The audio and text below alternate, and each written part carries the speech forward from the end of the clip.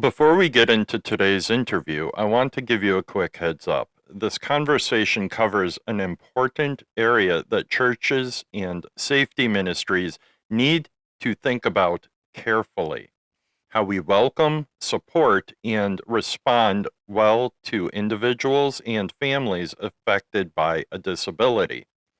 We did run into a few technical issues during the recording, so there may be a couple spots where the audio is not as clean as usual. I cleaned it up the best I could, and I believe the conversation is still well worth hearing. With that said, let's dive on in.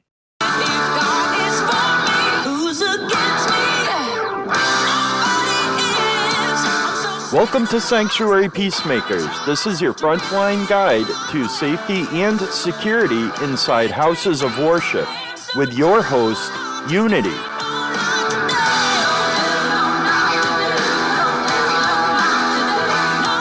Now, let's enter the crucible of our discussion. Welcome back, y'all. Today, joining me is John Fela. John is a national disability advocate, former educator with nearly 20 years of experience, and previously worked with Joni and Friends, a global disability ministry. He also brings a personal perspective as the father of a son with autism. John, I appreciate you taking the time to join me. Absolutely. It's great to be here. So, before I actually get into this, I want to explain, um, safety and security ministry, that's my primary focus. But this topic in particular hits a little bit home for me, especially more than some other people, I think, because it's what I know. Um, my wife went to college for working with the disabled. She never pursued a career with it, but she did go to college for it, and she had an aunt who was I forget what um I forget the diagnosis, but also my parents, like my entire childhood, my parents were working with the disabled, mentally and physically disabled, and I actually was in that field for about between 5 and 10 years. So this is something that does hit close to home for me because it's something I know very well, and I don't think it's explored enough. So that was kind of the thought process behind this specific topic and involving it in church ministry, safety ministry. So I'm really glad you could be here to talk about this a little bit. Yeah, definitely. So let me, Oh, go ahead. no, you go ahead. Yeah, so I was just going to say this is, to me, my humble opinion, this is a very hot topic right now with churches. I think the disability ministry is the next big wave in the church. It's really huge. It's blowing up.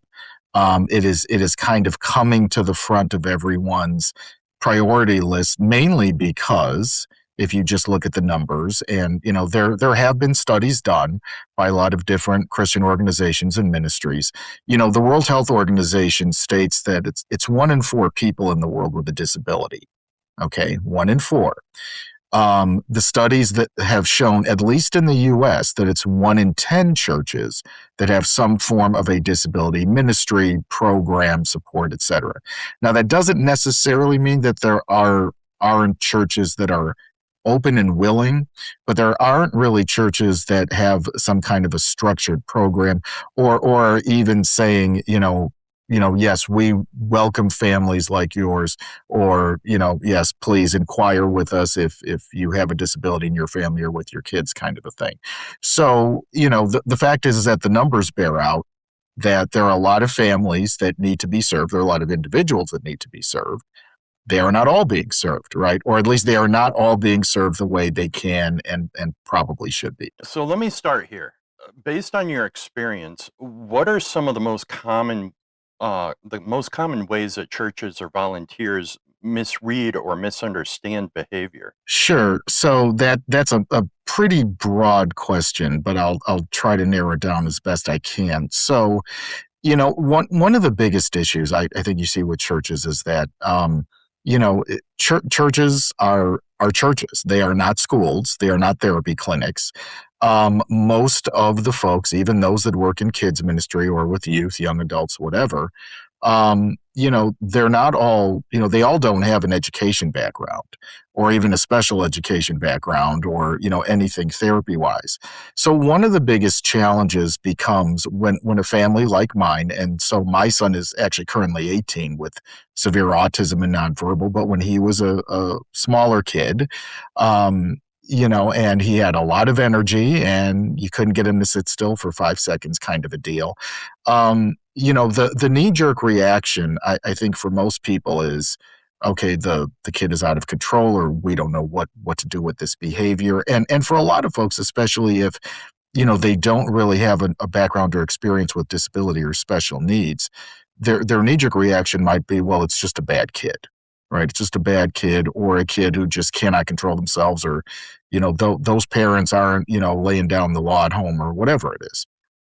And so, I think the first issue we have to understand, and I actually say this both in terms of relationships that families have with churches, but also that families have with their schools, because I spent many years in the schools as well before I got into ministry full time. And the fact is that you have to first of all start from this place of empathy and understanding, right? You have a family who wants to belong to a church, that wants to belong to a church community, have a church experience. They already have enough going on. They already have enough anxiety on their plate. They already are struggling enough emotionally. And they don't want to be judged anymore. And they're coming to the church thinking, well, this should be the last place we should be judged. And unfortunately, families like ours still do, and it's actually a pretty common thing. So, the fact is that I think most churches just don't know what to do, period, right? And then it becomes a question of, okay, the people talk to the family, whether it's staff, pastors, leadership, whatever. Hey, the Smith family, they're great people. What can we do to help support them and help support their kid? Okay, well, maybe we'll get him a buddy, we'll get him this or kind of thing. Okay, well, that's fine, but here's the problem. What happens if the next Sunday, 5 more Smith families show up to your door? And then the next Sunday, 10, then what? Are you just going to say, sorry, Smith and Weld's family and this family, sorry, we can't support you. You have to go somewhere else. And there are plenty of churches that do that, by the way. A lot of churches literally will tell folks, look, we don't have anything here. We don't have any kind of program. Our staff isn't trained, but if you go to that church down the road, they got something for you. And churches in that who are communicating that message might think they are doing a good thing, but the reality is they're not being the church because they are still not being welcoming to that family who may want to actually go to your church. So these are the issues, and so then when we talk about training churches, when we talk about building programs and developing awareness, there's a lot that goes into it, but the thing that for me, whether it was working for Johnny and Friends, it's Johnny and Friends, by the way. I know a lot of people say Joni, but it's actually Johnny. Working for them or even doing independent consulting like I do now with churches, the fact is that we always start out with this understanding from the top down, right? I'm not just going to come in and train your volunteers. I'm going to train your leaders. I'm going to train your pastors. I'm going to train the decision makers. Why? Because accepting families like us isn't just about give them a room to play in, give them a classroom, give them a buddy. Okay, we're done. That's all a Band-Aid approach. That's fine for maybe a couple of families for a short amount of time. That is not a long-term solution. Long-term is how are we accepting these families as a whole? What is our attitude as a church? How do we view disability, right? And the fact is, and I go through them specifically, the first place we start out with is we don't start out from a place of, okay, well, here's how you set up a sensory room, and then here's how we train buddies. We go to scripture, because guess what? It's not about what John says. It's not about what anybody else in the disability ministry world says. It's about what God says. So, what is your attitude towards disability? And then we get into the nuts and bolts. But as a church, the most important thing you have to be able to do is be truly welcoming, not from a, okay, let's just give them what they need to stay here and, so what, big deal. It's, what, let's be an inviting place. The rest we can get to. We can work on the rest. I can help you, work on that. But are you a place that's truly welcoming and inviting to families like ours? That is the ultimate thing that we need to establish. Right. Now, when I was working in the field, I did take one of my jobs was to accompany the residents that I was caring for to church and, kind of sit with them. They they had their own living, like they didn't live with family.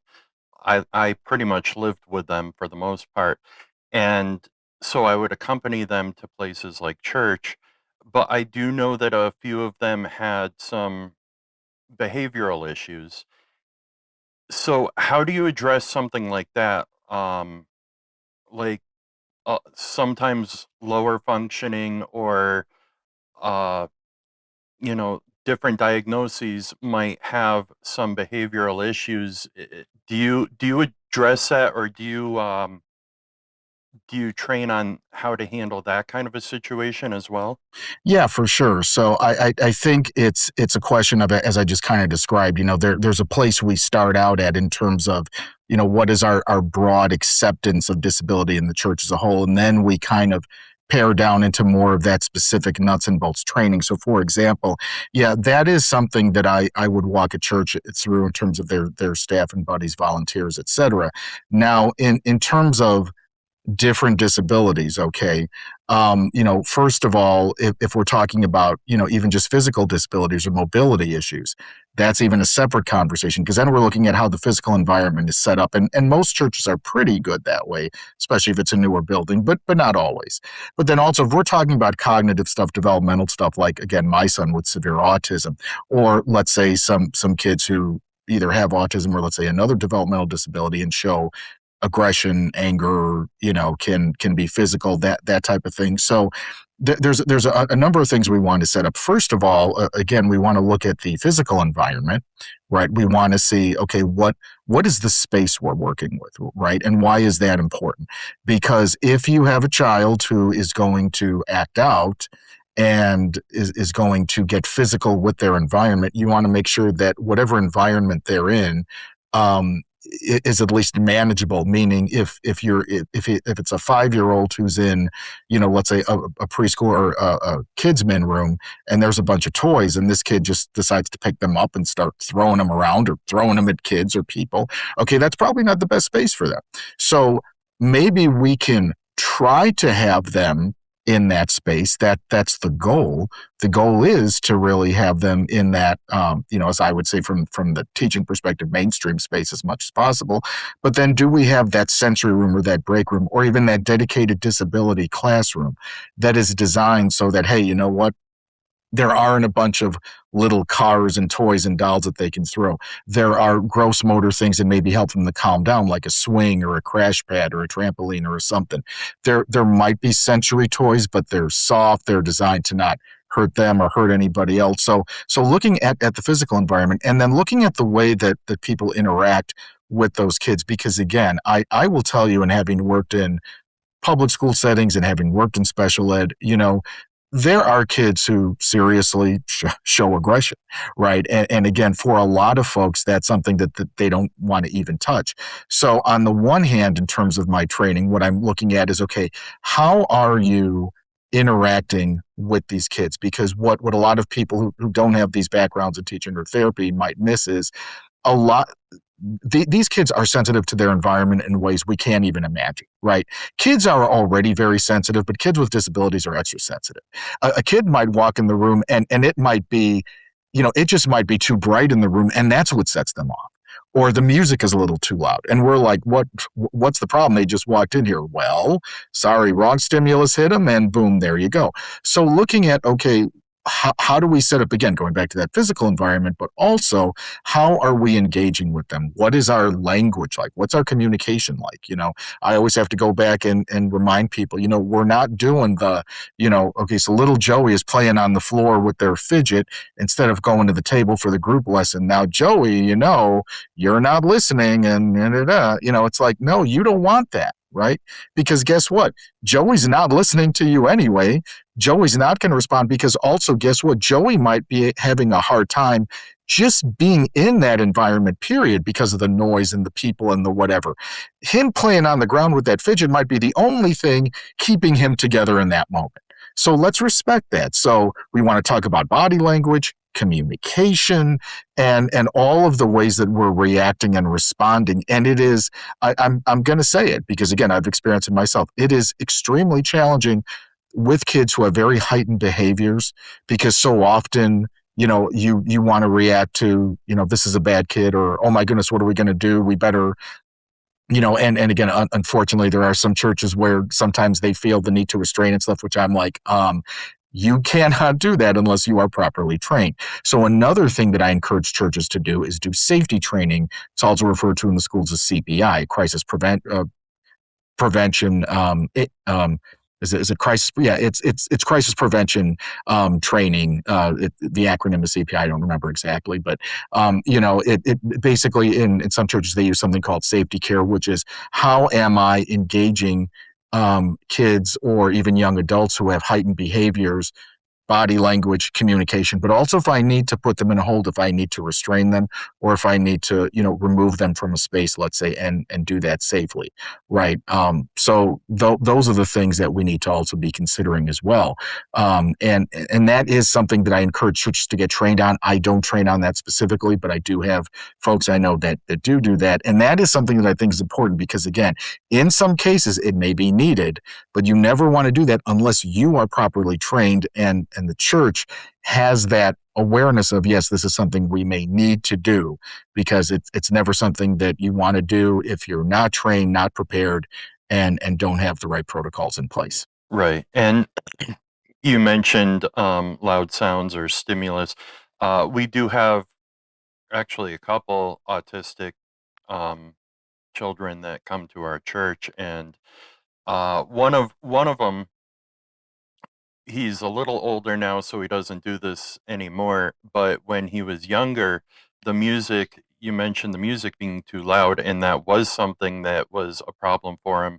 So he would actually wear like Walker headphones or something to kind of mute the music a little bit so it wasn't aggravating him so much, for lack of a better term. It wasn't overload of stimulus.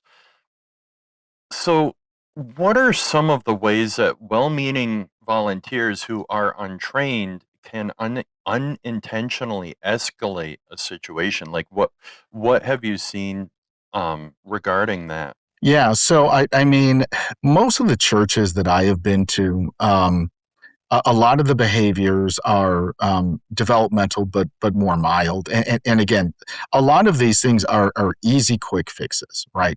Like you said, the headphones are a very common thing. Those are a very common thing in schools. Even in regular ed mainstream classrooms. A lot of kids benefit from that. And what I always encourage churches to do as well is, because a lot of times they get overwhelmed, because they think to themselves, well, and this is, again, for a lot of folks who maybe don't have a background in this world, they may see it as, okay, well, we need to have some big sensory room set up, so if they need a break, they all go in there. Well, here's the thing. Not every church has the extra space for that. A lot do, maybe not always. But what I remind churches is, look, you can work with what you have, right? So, for example, you may not be able to have a whole room dedicated to them getting a break, but you can have a sensory bag or a sensory bin, with fidgets and headphones and other items in there that either you can pull out or provide to a child or an adult when needed. It's something they can maybe take with them if they move to some different environments, or even take them into the auditorium, sanctuary, whatever, for the actual worship service. And a lot of churches, even the ones that have those dedicated spaces, still provide stuff like that, right? Because again, the idea here is that you have what you need to engage in the different environments. I think too often what happens is churches say, okay, for these kids or for this group of people, we're going to put them here. Okay, that's fine in that you're welcoming them into the building, you are allowing them in your space, but we want to watch out for this effect called siloing. And siloing basically means, you have a place in our church. It's in that room down the stairs, down the hall. Close the door, see you later. Nobody knows you're there, right? That's not what we're going for. We are going for children and people with disabilities to be able to engage and interact within the entire life of the church, right, wherever they are. So in that sense, if we can support those folks being in the service and all they need to do is take their little sensory bag or toy with them, super, right? Um, and again, you probably wouldn't know they're there, or maybe they are making a little noise or something. And again, I always encourage churches, look, the goal is that everybody can be accepted and part of this thing. That takes time. Not everybody is going to be on board with that if all of a sudden little Joey is making a bunch of noise during the service and people are trying to focus on the message or something. But that's also why I say we need to start with leadership and speak to leadership about the ways that we're getting them on board as well. And so there are a lot of ways to hack it, and there are a lot of little things you can do. But ultimately, the goal should be, okay, how do we get them to participate in as much of the life as church as possible? What supports, what tools, what things can we provide? And again, some of these things are simple fixes. Pair of headphones can sometimes change somebody's life, right?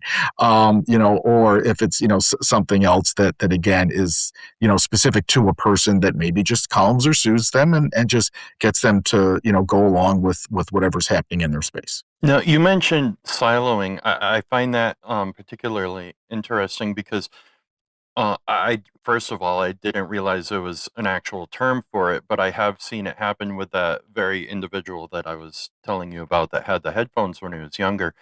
He doesn't always do it, but sometimes, if he does get a little overloaded, he will go off into like a separate room, and we as a safety ministry still have clear view and we're able to monitor everything. Um, but he will kind of go off in that room and a lot of times just put his head down or something. So is that something that we should avoid altogether, or something to kind of only keep for more extreme or more, you know, situational basically? Is that kind of siloing and separating themselves, is that still something that could be beneficial, or would it be better to kind of eliminate it altogether? So at its heart, you do want to avoid siloing, because of the effect it has on the person and on the family of that person, right? You want them to feel like they are an accepted part of the entire church body. Now, here's what I will say, though. Here's my little caveat to that. I believe that you want to have and allow families and individuals as much choice as possible, meaning there are some folks who say, yes, I absolutely want my child in the service as much as possible, or going to whatever the typical classroom environment is, whatever that is. I want to have that experience. Great. We're going to do everything to support that. The way that the teacher term I use from education is least restrictive environment, right? We want them to be in as much of a normalized environment as possible, as much as they can handle, as much as they're comfortable with. If they can do that, great. If, however, they need a break, I always tell churches you need an exit strategy. So Joey came to church today. Normally he's with all the rest of the kids in the kid min. Now all of a sudden he's having a bad day. What do we do with Joey? Do we just let Joey go crazy? Do we, have Joey run the halls? And there are some churches who that is what they have, again, depending on their space. But I say, do you have a space? Do you have a room? Do you have somewhere he can go? Again, that sensory room or that quiet down room or take a break, whatever. Maybe he goes in there 5, 10 minutes, comes back, hey, Joey's ready to, join us again. Okay, fine. Some churches like having a dedicated classroom for their ministry. And again, that's not a bad thing because again, what I want to emphasize here is that the siloing effect doesn't necessarily come from you having a dedicated space. The siloing effect comes from the attitude that you have towards these families and individuals of disability, meaning some of these folks need that dedicated space. But if all you're saying is, okay, that's their spot and that's the only place they're going, that's your problem, right? Because then it's like, well, wait a minute, you know, so the Smith family is talking to the Jones family. Oh, you have a son here? I never see him. Where is he? Well, he's over in the, disability. Oh, I didn't know that. Didn't even know that existed.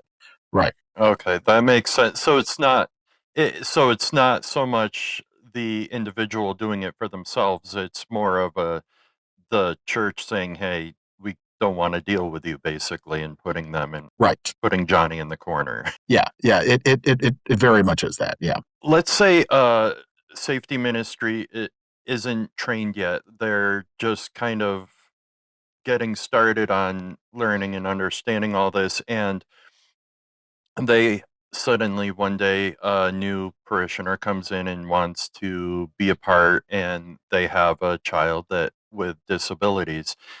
Um, what's a good uh what's a good calm appropriate response, how to handle this situation, like something that they can just implement on the spot?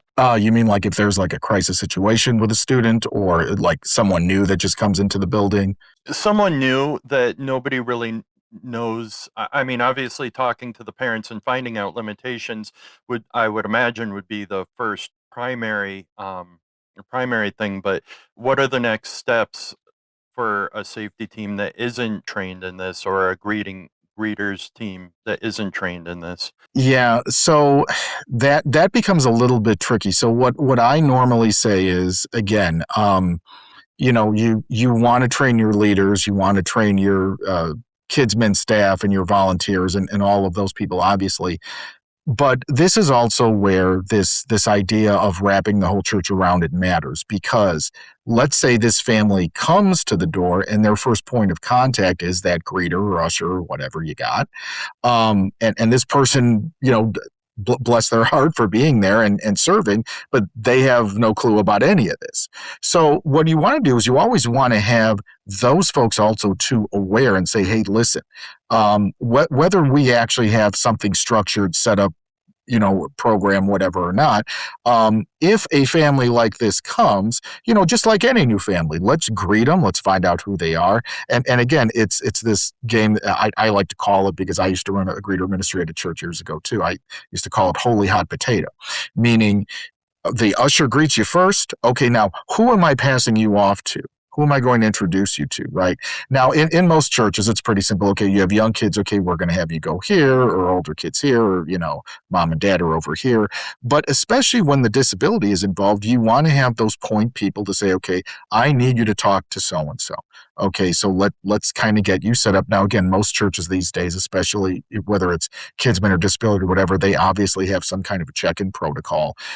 So there probably is going to, and on the first day, again, if it's somebody who just kind of walks in, churches I think are flexible with this, but at the same time, you want to have those things in place to know, okay, if it's a child with a disability or a child that, again, is going to need some support, let me find so-and-so and then let's see, because again, one of the other issues you're going to run into is you may be supporting a few families with a disability, and all of those kids or adults or whoever they are may already have their dedicated buddy, helper, person, whatever. But if this child just walks in off the street, okay, do you have someone for them if they need that support? What does that look like? So a lot of it is really prepping staff as a whole and saying, okay, if we literally just get a family in off the street, and here's the other thing I'll mention too. It's okay, quite honestly, and I say this all the time, to churches, again, speaking as a family like myself, it's okay to be honest with the family and say, listen, here's the thing. You are welcome here. We're going to try to get you set up and supported best we can. It might take a couple minutes. Be patient with us.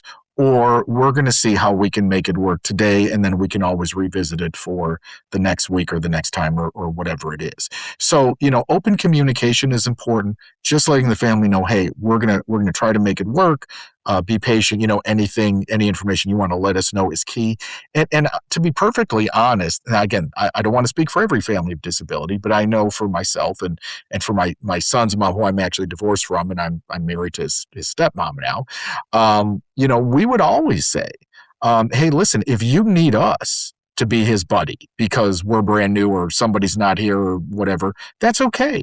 Ideally, you want to be supporting that family, but in most cases, mom or dad are probably okay doing that, certainly for the first time as well, because again, that also helps to inform other people. Hey, what kind of support does your child need? What do we need to have prepared, right? So really, it's just having that open communication, being honest and genuine, but again, never turning a family away saying, "Oh, sorry, we don't know what to do." It's, you know what, um, this is what we can try to put together for today. We can work on a better plan as we go forward. But any information you can share, is most welcome. Right. Now, I have another question because, and sorry about the camera shift. Weird day, apparently. I do have another question though. One of the things that I know a lot of people with disabilities have is it's more common for like seizure disorders, different issues with seizures and that kind of thing. So, and along with that comes a lot of medications.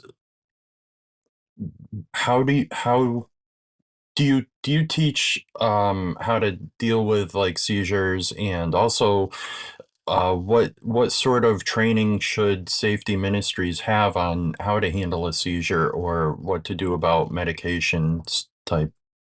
Yeah, so that's a very tricky thing. And I'm speaking as a parent of a child who technically has a seizure disorder now.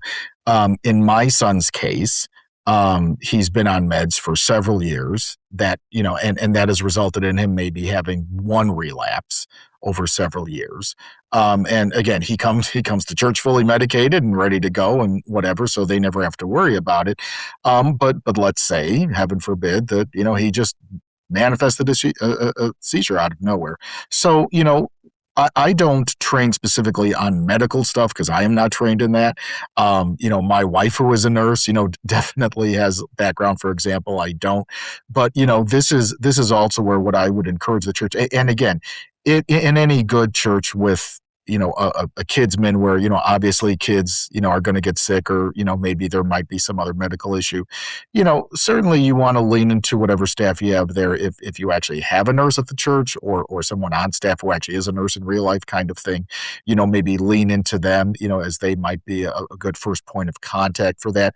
Obviously, having that good, clear communication with the parents. So if the parents say, look, this is an issue, great, mom or dad. So in the same way, we have those kind of intakes. And one of the things that I also encourage churches to do for their disability ministries is to have a specific intake. Some churches refer to it as instead of an IEP in schools, it's an IWP, individualized worship plan, right? So it's really meant to be like the regular intake form you would have for, let's say, a kids min, but more specific details about the child, student, especially if there are any medical concerns. Now, again, I'm not going to train your staff on seizure protocol necessarily, but at the same time, what I'm going to encourage you to do is and I would assume that a lot of those things would be in place already in terms of a medical emergency. But more specifically, if you know it is a specific issue, like, okay, this child has a seizure disorder, this is what it looks like, this is how it can manifest, this is what we can do. Having that information coming from the parents, or let's say a medical professional with the family or whatever, okay, we know that if the child is showing these signs, we should do this, right? Keep them calm, have them, sit or lie on the ground, maybe put a blanket over them, kind of thing, maybe just some light compression, whatever, just to, again, kind of keep them regulated until actual medical help can kind of arrive. So again, that is a very niche kind of tricky area. But again, that's also where that communication with the family is key. And again, also with your church team, having that communication. Hey, Joey's here. This is Joey's deal. We may need to pull, Susan, who is a nurse in real life or has a medical background, in case, something happens and we need to, kind of keep Joey, we need to kind of manage that situation for Joey until actual medical personnel can arrive, kind of thing. Right. No, that makes sense. John, I really appreciate you taking the time to come out and share your experience, share all this. I think it is an area that a lot of churches want to get right, but don't necessarily know how. And I do think that this brings some clarity. I would like to, well, fix Riverside, but I would love to have you back sometime and kind of get a little more detailed, talk a little bit more about it, because I do think that this is a very, very important topic that is probably not talked about enough. So I truly do appreciate you being here. Yeah, yeah, definitely. It was great. And, just a little plug for myself. So again, I do work with churches. I'm in the Chicago area. If you're in the Chicago area and have a question about how I can help support your church or disability ministry there, please feel free to reach out to me. But I do a lot in terms of disability ministry as a whole. I'm an author, a speaker. You can certainly find me on social media or just my website is a great place to start, johnfela.com. Just my name, johnfela.com. And, you can find a lot of my other writing, speaking, podcasts. And again, I have a great book out there that's actually my journey as a special needs dad called Faith Like My Father. So hopefully you'll check that out too. Or, any other questions, again, you'll find ways to connect with me and happy to connect with you. Absolutely. And that's JOHNFELA.com, correct? Correct. Well, I appreciate you being here, and I thank you, everybody, for listening and tuning in, and we will talk some more soon. Thank you for tuning in to another episode of Sanctuary Peacemakers. If today's conversation added value, be sure to tune in next week as we continue equipping and encouraging those who serve and protect houses of worship. A special thanks to Haley Jones for granting permission to use her song Not Today in our introduction, and to Leslie Jones for allowing us to use the song Sound Mind as our outro music. As always, y'all stay safe and y'all stay blessed.